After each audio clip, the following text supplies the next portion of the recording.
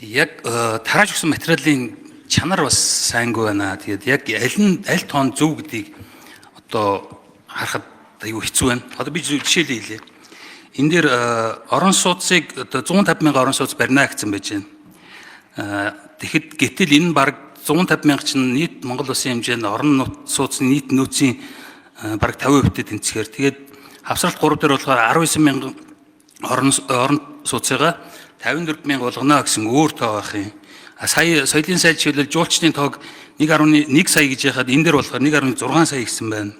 Одоо энэ дээр бас цагдаа эрчим хүчний суурьдсан хүчин чадлыг нэмэгдүүлэх асуудлыг эрүүл мэндийн яам одоо хариуцнаа мэдээлэл нь гаргаж өгнө гэсэн бүс нутгийн 1.6-гийн нэг дээр бичсэн байгаа мөртлөө яг тэр асуудлаа эдийн засгийн бодлого гэдэг дээр бас 3.6-гийн нэг дээр ингээд бичсэн.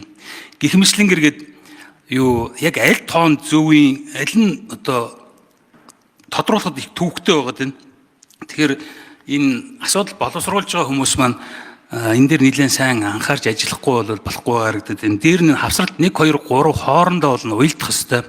Нэг дээр жишээлбэл сая ярьж энэ төрийн өмчийн компаниудтай холбоотой зарлалыг нь 15%, юуг нь өгөөжийг нь 30%, бүтээмжийг нь 30%-аар нэмэгдүүлнэ гэсэн заалт байгаа мөртлөө яг 2 3 дээр жишээл яг тэр асуудлууд нь яг яаж явах чаа гэдэг үзүүлэлтүүд нь байхгүй байх жишээтэй. Зарим нэг үзүүлэлтүүд нь сайжруулна гэсэн мөртлөө ерөөсөө яг өөрчлөлт байхгүй нэг хэвэндээ үзүүлэлтүүд байж гин. Жишээлбэл төрийн үйлчлэгээний талаарх иргэдийн сэтгэл ханамжийн түвшинг нэмэгдүүлнэ гэсэн мөртлөө 3 байна, тэрийгээ 3 байлгана л гэж юм. Тэгэхээр яг зүгээр энэ чанарын хувьд боловсролтуудын хувьд бол юу ганамарсаа шөө цай ажиллахгүй бол яг асуухад жоохон төвөгтэй. Тэгээд нэг буруу зүрх юм асуугаад дахиад нэг тийм улсын хурлын хувьд бол бас гişүүд одоо мэдээлэл өгж байгаа хүмүүсүүд үнэн зөв мэдээлэл өгөх үүрэгтэй байдаг. Гэтэл одоо боловсруулаад бичигээр цаасаар оржсэн асуудлууд нь ингээд зөрүүтэй түрүүн бас батлан хамгаалах юм хэлсэн. Бид нар материалаа цаасаар өгсөн гэж яхад яг энэ жишээлбэл нэгтгэсэн материал дээр нь одоо юу ч байхгүй байх жишээтэй. Тэгэд ийм асуудлууд байгаад байна. Үзүүлэлтүүд нь яг байгаа онсон биш буруу үзүүлэлтүүдийг тавьсан байна. Тэгэхээр өөрөөр хэлбэл энэ жоохон боловсруулалт ажиллагаа өшөө хийх хэрэгцээтэй байсан ийм дүр зургууд харагдаад байна.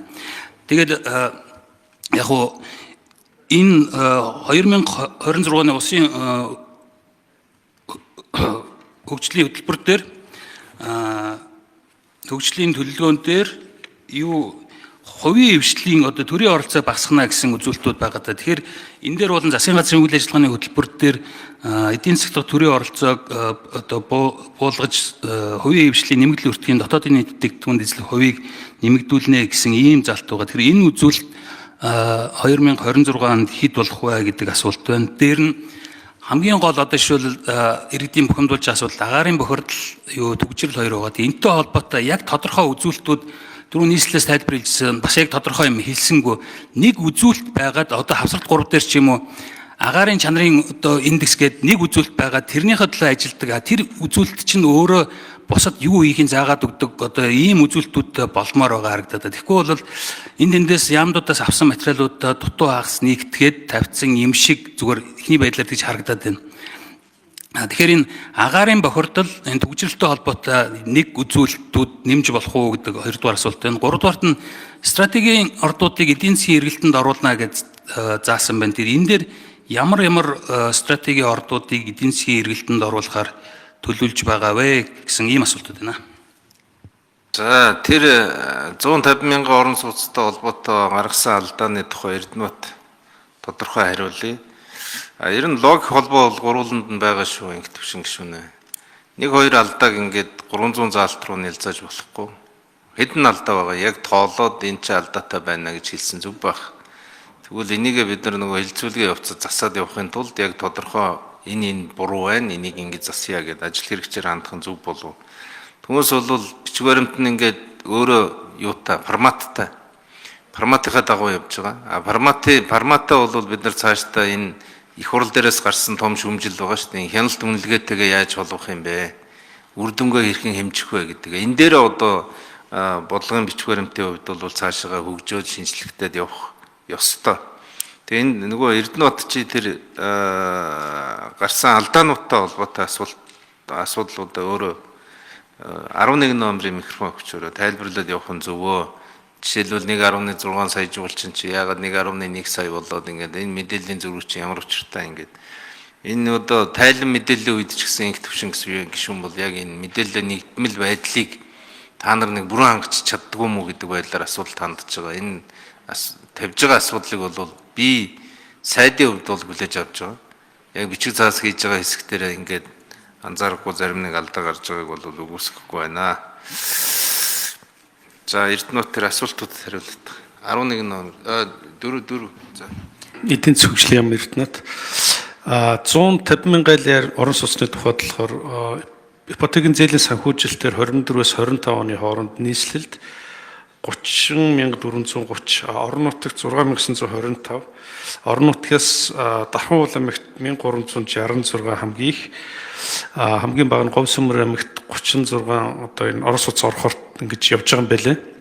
Тэгээ бид нэр энэ тоон дээр түшиглээд ер нь бол энэ ядуурлыг бууруулахад хамгийн их нөлөө үзүүлэх нь энэ орон сууцны хөтөлбөр юм байна гэж үзэж байгаа.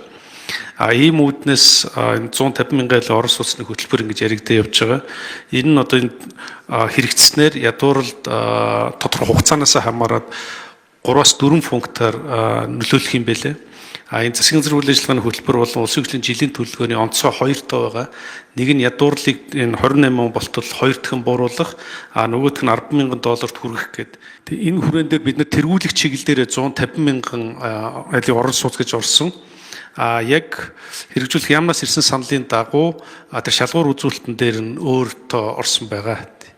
Жуулчны тооны хувьд болохоор засгийн газрын үйл ажиллагааны хөтөлбөрийн болон арга хэмжээний төлөвлөгөө гэж саяхан засаг дээр батлагдсан.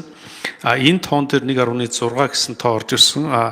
Яамнаас ирсэн санал засгийн түвшинд бид нар ярилцаад яамны гадны зөвлөх компанитай хамтарч яам маань стратеги ажил жуулчлалын стратеги боловсруулаад шинжилсэн байлээ.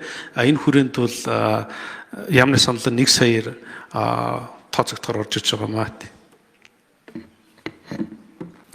Нөгөө хувийн хвшлийн төрийн оролцоог багасан гэсэн үзүүлэлтийг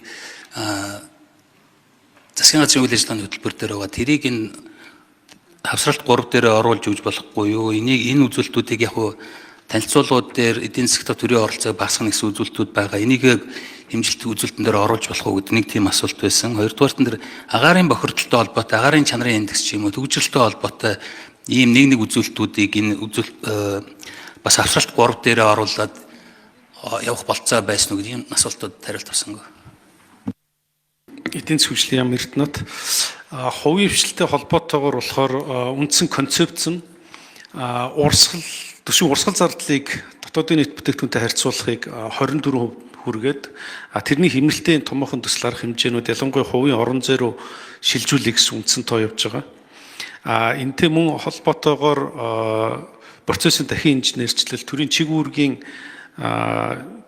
цогц шинжилгээ хийгээд энэ дээрээс үүдэлтэйгээр яг нарийн тоонууд нь гараад төрийн чиг үүрэг үйлчлэгээнүүдийг хувийн хвшил мэргэжлийн байгууллагуудаар хийх гэсэн үндсэн бодлого маань гараа явж байгаа. Яг энийг одоо ажлын хэсгийн хүрээнд 3 дахь хавсралт дээр энэ тоонуудаа нэгтлээд нэрвчлээд оруулах боломжтой. Тэр хоёр төгжрөлтэй холбоотой авцсан сүлжээний нэвтрүүлэх чадварыг нэмэгдүүлсэн байна гэж жоохон ерөнхийд тавьдсан байгаа. Тэгээд энийг километр цагаар нь нарийсгаад одоо ямар байгаа 26 онд ямар болох юм бэ гэд нэлцүүлгийн явц засаад явчаа. Утаатай холбоотой асуудалтай ч гэсэн адилхан бас дахиад тоо хэмжээнүүд нь байж байгаа юм чинь тоогоор тавья гэж хэлж байна. Хэлцүүлгийн явцад. За зарим тамгын газраас энэ зарим яамны сайд нь байхгүй төрийн наримчийн дарамж байхгүй байгаа. Зарим нь одоо сайдтайгаа төрийн нарийнтайгаа бүтэн өдөр энэ суугаад гишүүдийн асуултанд хариулж байна. Номын сайд, Батцэг сайд, Инхвайр сайд гэдэг ингээ яамаараа бараг энд сууж ажиллаж байна. Тэгэхэд аж үйлдвэр хүнд үйлдвэрийн аж үйлдвэр эрдэс баялагын яамны төрийн наримчийн даргаыг дуудъя. Засгийн газрын хэрэглэхийн дэд дарга нараас дуудъя. Өөр одоо яг яам болгоноос нэг төлөөлөл яг байх ёстой танхимд. Одоо ингээ асуултанд нэг хэн хариулах нь тодорхойгүй. Энэ нөгөө засгийн газрын үйл ажиллагааны хөтөлбөр дээр байгаа би тоог л асуусан. Нөгөө хувийн хвшлийн нэмэгдсэн өртгийн дотоодын бүтээгдэхүүнд эзлэх хувийг 78% хүргэнэ гэд 2000 он 2006 он тавьсан ба 26 он тавьсан. Тэрийн үзүүлэлтээ бас оруулаад ажлуудаа шахаад явуул яасан бэ гэдэг. Нөгөө талдаа бас энэ агаарын бохирдолтой холбоотой үзүүлэлт болохоор ер нь яг одоо бидний гол зорилт учраас энийг нэлээд анхаарал өгч одоо яг энэ үзүүлэлтүүдийг заавал оруулахын юмсэлтэй байна. Баярлалаа. За утааг бууруулах төслүүдээ Улаанбаатар хотоос хүн байвал дэлгэрэнгүй ярих нь зөвөө гэж бодож байна. Ер нь 27 оны өвлийг л утааг бүхтэнэ гэдэг ийм зорилттой байгаа. 26 онд бид нар юу юугүй утаа алга болно гэж айхтар амлаж чадахгүй. 27 оны өвлийг бол бид нар Улаанбаатар хот бол утааг бүхтэнэ. Бидэнд бас нэг ийм хаана очиод юу алга болох юм бэ? Хаана очиод юу бий болох юм бэ гэдэг тодорхой хугацаа хэрэгтэй байна. Тэгэхээр энийгээ бид нар 2027 он гэж үзэж байгаа шүү Чимбэрэн гишүүнэ. За мэдээж эрүүл мэндийн сайд маань одоо эрүүл мэндийн салбарынхаа төлөвлөж байгаа асуудлуудыг одоо ярина. Гэхдээ ер нь бид энэ засгийн газрын хийж байгаа бүх ажлыг төлөвлөлтөнд оруулахгүй байгаа. Аль болохоор цөөхнийг оруулаад цөөхнийг оруулж байгаа гэдэг нь бол төлөвлөлтийн бүтэн зургаа бид нар нөгөө интеграцуудаа хараад байгаа. Тэгээ таны нөгөө шаардж байгаа хүрч болох төвшнөө аль болохоор тодорхой болгоё гэсэн оролдлого энд явж байгаа.